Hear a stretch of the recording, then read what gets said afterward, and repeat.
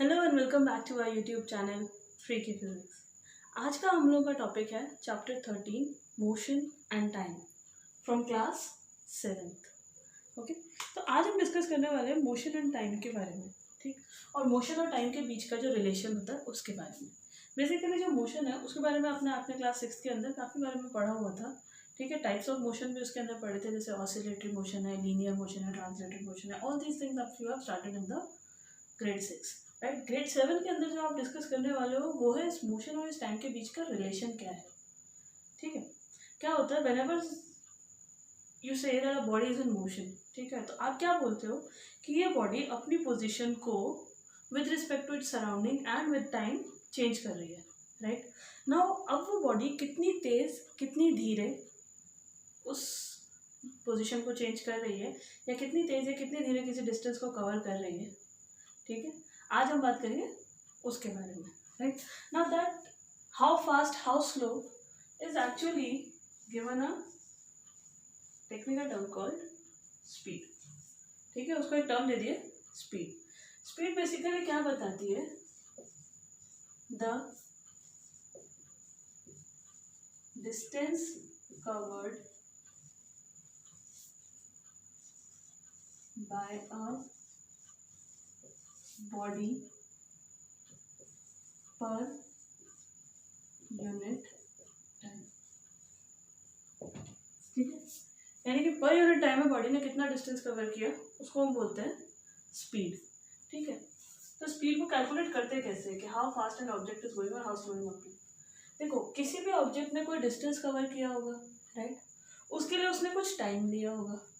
तो वो जो डिस्टेंस उसने कवर किया है, अगर उसको हम टाइम से डिवाइड कर दें, ठीक, तो हमारे पास जो वैल्यू निकल के आती है वो होती है स्पीड, यानी कि उसने कितनी जल्दी उस चीज को कवर किया। राइट, ठीक है, जैसा कि यहाँ पर यूनिट टाइम मतलब पर सेकेंड, पर आवर। ठीक है, इस तरीके से। अब ये जो स्पीड है, ठीक है, क्योंकि ये फिजिकल क्वांटिटी है और मेजर की जा सकती है। राइट, और ये क्या है? Distance upon time. ठीक है, तो जो डिस्टेंस है इसकी ऐसा यूनिट है मीटर और टाइम की है सेकेंड, तो स्पीड की ऐसा यूनिट हो जाएगी मीटर पर सेकेंड। राइट, ये हो गया आपका ऐसा यूनिट ऑफ स्पीड। नाउ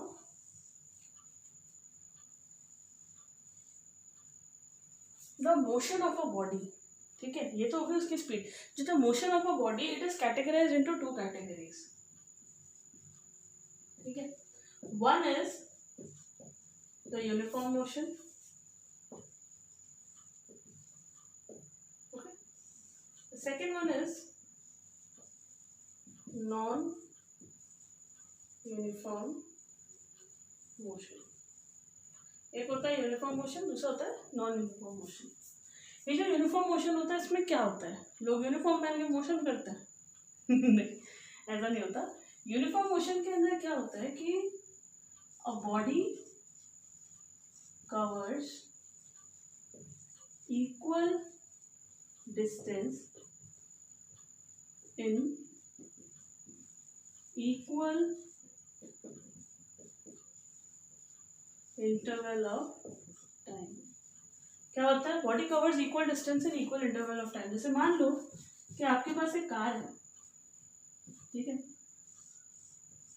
मान लो कि आपके पास एक कार है, ठीक, और यहाँ पे खड़ी है वो, ठीक है, आप इस कार को कहीं से बैठ के ऑब्जर्व कर रहे हो, ठीक, आपने क्या देखा कि एक आवर बाद ये कार आपको 10 किलोमीटर्स दूर मिली अपनी इनिशियल पोजीशन से। इनिशियल पोजीशन, ठीक है, यहाँ जानी है, जहाँ से स्टार्ट किया, ठीक है, उसको हम बोलते हैं इनिशियल पोजीशन।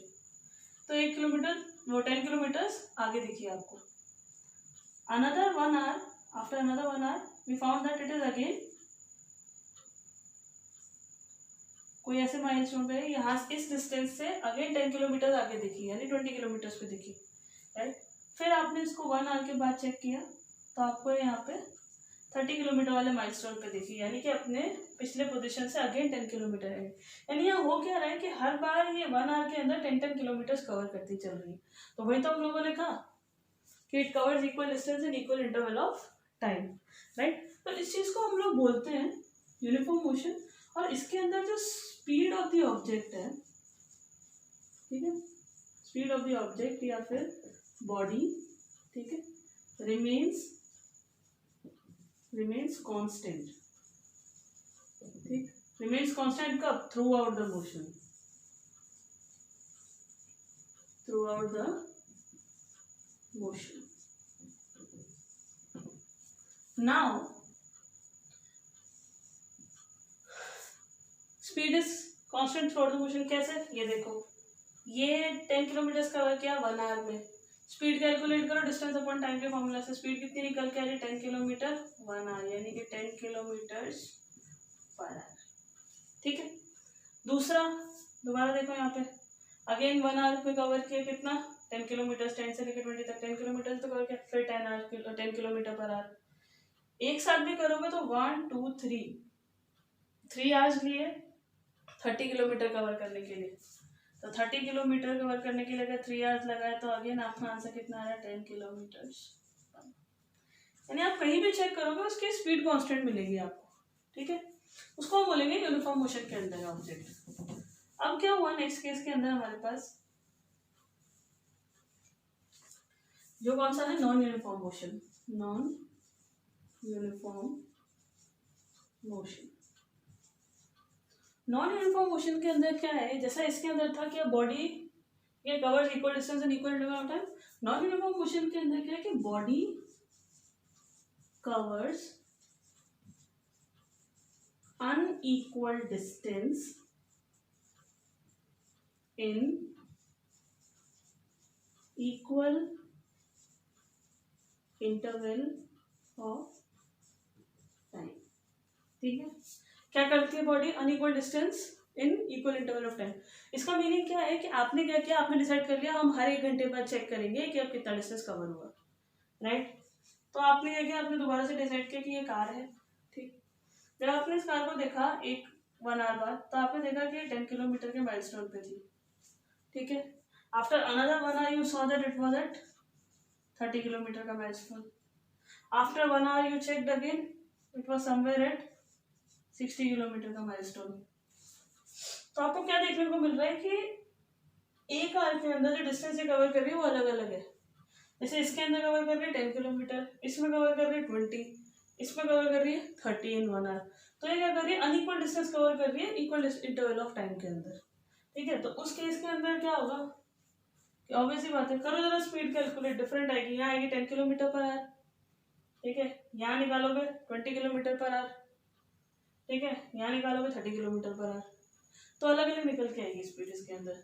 तो यहाँ स्पीड क्या होती है? Speed does not remain constant, या फिर डायरेक्टली लिख दो चेंजेस, ठीक है। स्पीड चेंजेस कैसे? Through out,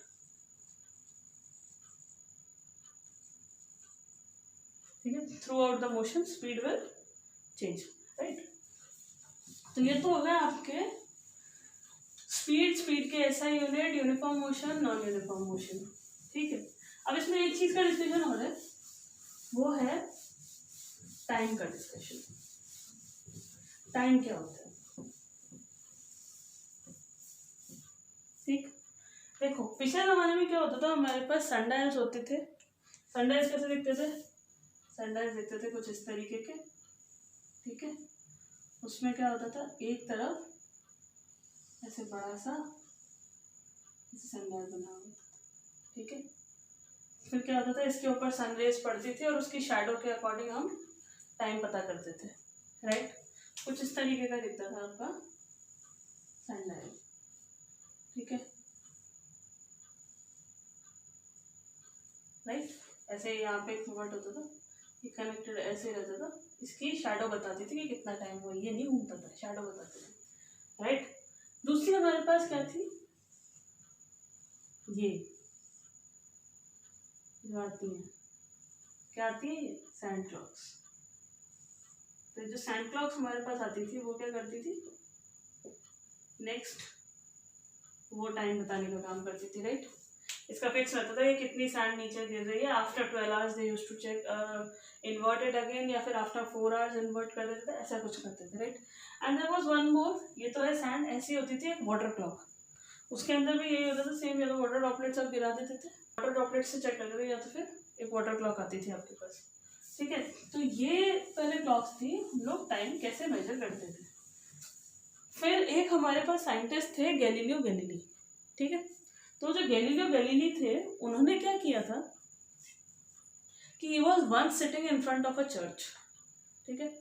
was very, he used to think a lot, ठीक है। बहुत ज़्यादा सोचते थे, बहुत ज़्यादा ऑब्जर्व करते थे। मतलब उन्हें अगर कोई कुछ बता जाए, नेचर में उनका ऐसा था कि उन्हें अगर कोई आके कुछ बता जाए तो ही वॉज देयर कि I will not just believe you, I will perform it and only then I will agree, right. तो उन्होंने क्या किया कि एक दिन वो ऐसे बैठे हुए थे चर्च के बाहर, तो उन्होंने देखा चर्च के ऊपर वो पेंडुलम ऐसे, वो सबसे ऊपर जो उसकी बेल होती है चर्च की, ठीक है, उसका वो मूव कर रहा था, राइट। तो वो उन्होंने देखा कि इट इज ऑसिलेटिंग, ठीक है।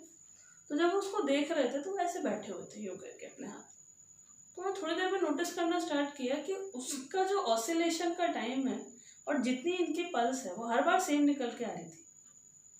तो इनको वहाँ से आइडिया आया कि क्या ऐसा सच में पॉसिबल है कि हर बार ऑसिलेशन मेरी पल्स के बराबर की निकल के आ रही है, ठीक है। जितनी पल्स मैं यहाँ काउंट कर रहा हूँ उतनी वहाँ से ऑसिलेशन ले रहा है, या उतना ही टाइम ये ऑसिलेशन के लिए ले रहा है जितने में मेरी इतनी पल्स कंप्लीट हो रही, राइट। तो उन्होंने क्या किया, उन्होंने 4-5 उसी तरीके के बॉब्स लिए, ठीक है। एक को बड़ा ले लिया, ठीक है, किसी को उन्होंने छोटा ले लिया, तो किसी को उन्होंने और लंबा ले लिया, ठीक। तो यहाँ उन्होंने किया क्या कि जब उन्होंने इसको स्विंग कराना स्टार्ट किया, ठीक है, तो ये ऑसिलेट करना स्टार्ट किया जब, ठीक। तो जब भी उन्होंने अपनी पल्स को चेक किया तो किसी भी दिए गए पेंडुलम के लिए, किसी भी एक दिए गए पेंडुलम के लिए जो टाइम उसकी ऑसिलेशन और उनकी पल्स का ऑसिलेशन हर बार कांस्टेंट निकल के आ रहा था, ठीक है। इनकी पल्स का टाइम और इसका ऑसिलेशन का टाइम जितने भी वो गिन रहे होंगे कि 15 पल्स पर इतना टाइम लग रहा है तो इसके ऑसिलेशन, तो हर बार वो निकल के बराबर आ रहा था। लेकिन दिए गए पेंडुलम के लिए ऐसा नहीं तीनों के लिए हुए था, नहीं, इसके लिए कुछ फिक्स टाइम था तो वो हर बार उतना ही निकल के आ रहा था, इसके लिए कुछ फिक्स था तो हर बार उतना ही आ रहा था, और इसके लिए जो फिक्स था वो हर बार उतना ही आ रहा था, ठीक। Now what exactly made him think to this concept also was that all these are called bobs, okay, these are called bobs बुलाते हैं, ठीक है। all these 3 bobs were of same weight, ठीक। तो मगर क्या फिर भी डिफरेंस आ रहा था। डिफरेंस कहाँ आ रहा था, ये इसमें लेंथ, ठीक है, लेंथ ऑफ द स्ट्रिंग। जब ये लेंथ चेंज होती है तो इसका जो टाइम है ऑसिलेशन का वो चेंज हो जाता है, ठीक है, कि कितनी देर में ये एक ऑसिलेशन कंप्लीट करेगी वो टाइम चेंज हो जाता है। नाउ द क्वेश्चन अराइजेस कि what is first of all this thing, ठीक। Second thing what the term oscillation is, ठीक है। तो अब क्या था यहाँ पे, पहले तो तुम ये समझो कि this thing which he used for his experiment was called pendulum, ठीक है। He took a pendulum, उस पेंडुलम में जहां से इस पेंडुलम को आपने फिक्स करके रखा है उसको बोलते हैं रिजिड सपोर्ट, ठीक है। नेक्स्ट इज लेंथ, तो लेंथ ऑफ द पेंडुलम होती है जहां से उसका रिजिड सपोर्ट है till the centre of the Bob, ठीक है। जहां से रिजिड सपोर्ट है वहां से लेकर सेंटर ऑफ द बॉब तक का is called length of the pendulum, ठीक है।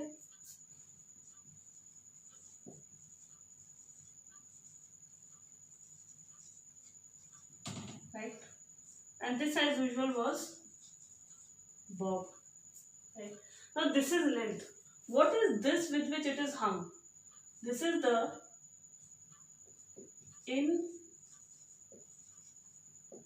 inextensible string, ठीक है। क्या है, इनएक्सटेंसिबल स्ट्रिंग है ये।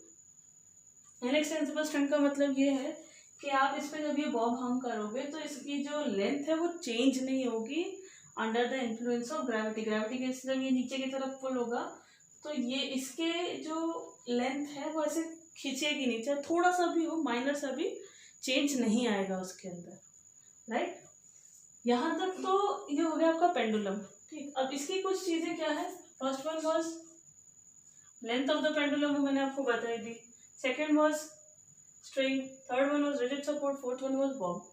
यहाँ पे हम लोग एक चीज का बार बार नाम दे रहे थे, उसको हम कह रहे थे ऑसिलेशन, ठीक है, कि ऑसिलेट करता है, ऑसिलेट करता है, ऑसिलेट करता है, राइट। ऑसिलेशन का बेसिकली क्या बोलते हो आप कि the two and fro motion of a pendulum, ठीक है, इज कॉल्ड इट्स ऑसिलेशन, ठीक। अभी भी कुछ लोगों के दिमाग में सवाल हो सकता है कि नहीं नहीं नहीं नहीं, नहीं समझ नहीं आया, टू एंड फ्रो मोशन मतलब क्या, कैसे टू एंड फ्रो मोशन, ठीक है, और कब कहोगे कि एक ऑसिलेशन हो गया, right. So very good question. अब यहाँ दिमाग लगाओ थोड़ा सा कि कब हम ऑसिलेशंस को कैलकुलेट कैसे करते हैं, ठीक। ऑसिलेशंस को कैलकुलेट करने के दो मेथड होते हैं। पहला देखो कि मान लो आपके पास एक पेंडुलम है, ठीक, and you want to calculate the oscillation of the pendulum. अब ऑसिलेशन कैलकुलेट करने के लिए पहले आपको ऑसिलेशन करवाना पड़ेगा। ऑसिलेशन करवाना मतलब टू एंड फ्रो मोशन है। तो आपने क्या किया कि आपने उठाया और यहाँ रख दिया, ठीक। जहां इसको रखा गया है उसको हम बोलते हैं एक्सट्रीम पोजीशन, ठीक है। जहां से इसे उठाया गया उसको हम बोलते हैं मीन पोजीशन, ठीक। तो जहां से इसे लिफ्ट किया गया वो होगी मीन पोजीशन, जहां रखा गया अभी वो एक्सट्रीम पोजीशन होगी, ठीक। ये एक्सट्रीम पोजीशन फिक्स नहीं रहती, मगर जहां तक आपने डिसाइड किया वहां हो जाएगी। जैसे मैंने इसको यहाँ तक रखा तो अब मेरी एक्सट्रीम पोजीशन ये है, मगर मीन पोजीशन फिक्स रहती है कि it will be at rest, that will be the mean position, ठीक है। तो मान लो आपने यहाँ तक इसको ऐसे स्ट्रेच किया, right, and now you released this, so what will happen, this will sway like this to somewhere over here, ठीक। तो ये जो डिस्टेंस जितना एक्सट्रीम पोजीशन यहाँ गया ना उतना ही यहाँ तक जाएगा,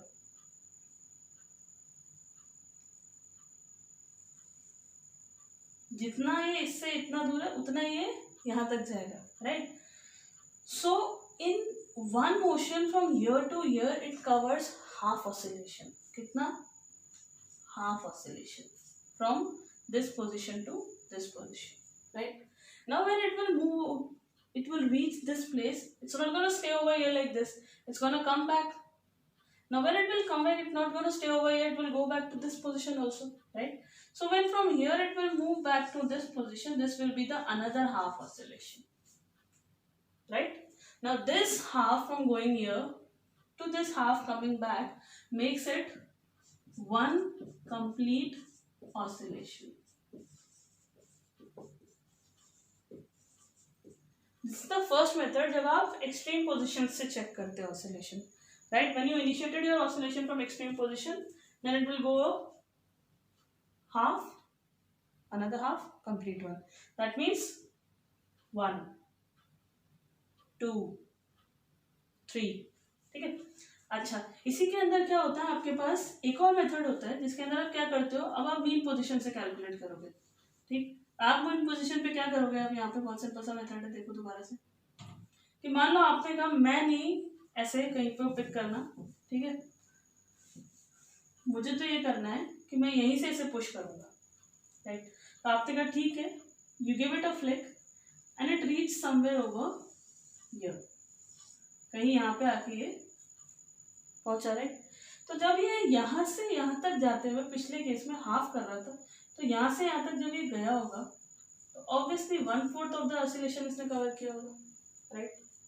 फिर ये यहाँ रुका नहीं था पिछले केस में भी, तो क्या हुआ होगा, it would have reach to this extreme position also, ठीक है, यहाँ तक भी ये आया ही होगा। तो जब ये यहाँ से यहाँ तक आया तो it covered half oscillation, right. अब यहाँ भी नहीं रुकेगा, यहाँ तक आएगा पूरा, तो this is another half.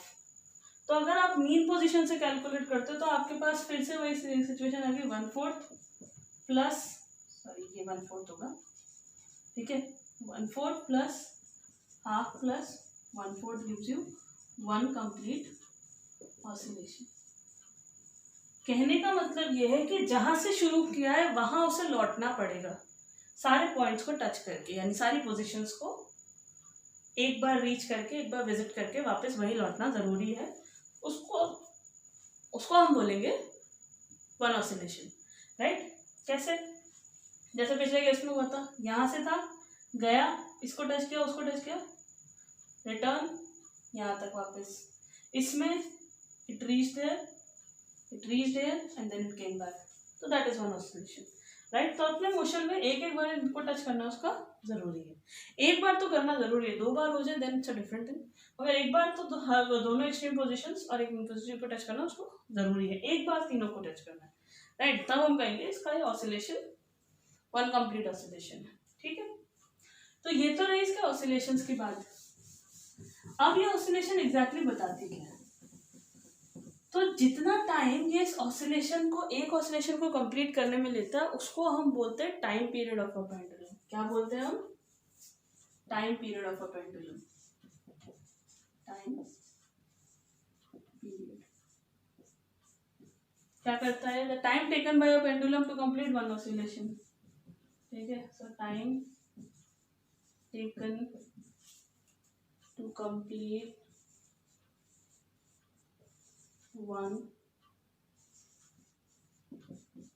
oscillation,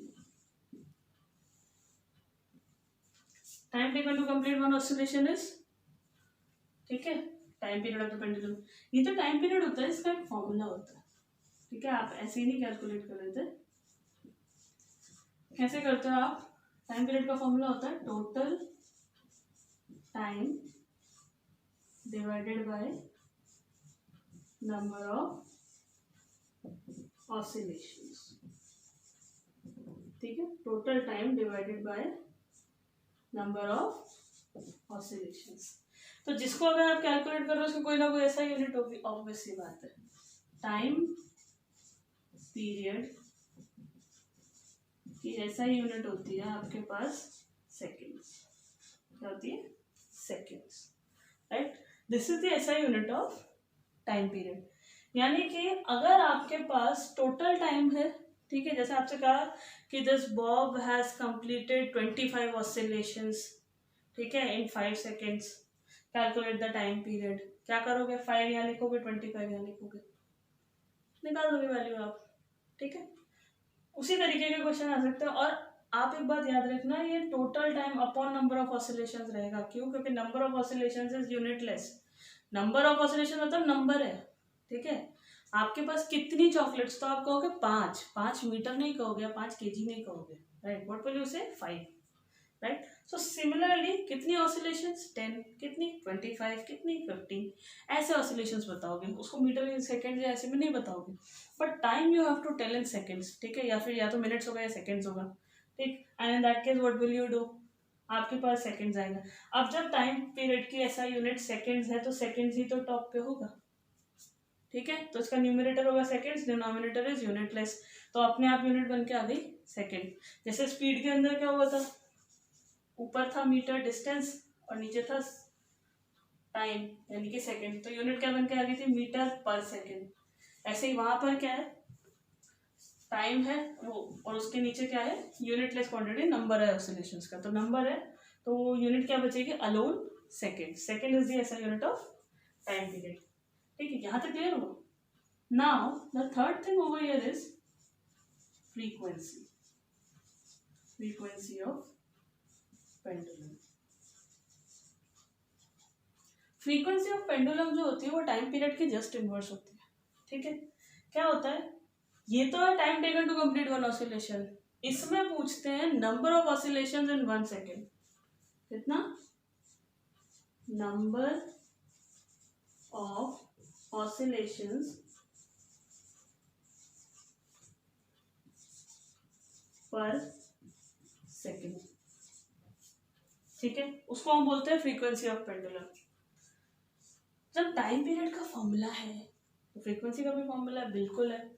frequency का जो फॉर्मूला होता है वो टाइम पीरियड के फॉर्मूले का जस्ट उल्टा होता है, ठीक है। तो जैसे टाइम पीरियड का फॉर्मूला क्या है, total time upon number of oscillation, तो यहाँ आ जाएगा number of oscillation divided by total time seconds, ठीक है। फ्रीक्वेंसी की जो SI यूनिट होती है, ठीक है, हम रबिंग दिस, फ्रीक्वेंसी की एक SI यूनिट होती है हर्ट्ज। क्या होती है? Hertz. So SI unit of, SI unit लिख दे भैया, कल को कोई हल्ला मचा दे। SI यूनिट ऑफ फ्रीक्वेंसी क्या होती है? हर्ट्ज, यानी कि HZ, ठीक है। Calculate the number of oscillation upon time. तो जब इसका फॉर्मूला इनवर्स है तो there is a relation between frequency and time period. क्या कि frequency is equals to 1 upon time period, 1 upon time period. This is called the formula, another formula for frequency. And same is for time period also. ठीक है, कैसे? Also time period is equals to 1 upon frequency. यानी अगर आपको किसी भी pendulum की frequency दे रखी होगी और आपसे पूछा जाएगा उसका टाइम पीरियड बताओ, तो आपको कुछ नहीं करना, उस फ्रीक्वेंसी का रेसिप्रोकल लेके वैल्यू सॉल्व करके बता देना इतना टाइम पीरियड है, ठीक है। Similar is for time period also, कि अगर आपको टाइम पीरियड दिया आपसे कहा फ्रीक्वेंसी कैलकुलेट करो, तो आपको क्या करना है? कुछ भी नहीं, आपको इन्वर्स लेना उसका और आपको बताना उसका टाइम पीरियड कितना है। Okay, so that's all for today's lecture. हम लोग अपने नेक्स्ट लेक्चर के अंदर इसके ऊपर क्वेश्चंस करेंगे, ठीक है। So please be well prepared, please come again, watch the next lecture. It is totally based on the how to solve problems for speed, distance and time, how to solve problems for time period, for frequency of a pendulum, ठीक है। Till then stay tuned to our YouTube channel Freaky Physics, and video अच्छी लगी तो like कर देना।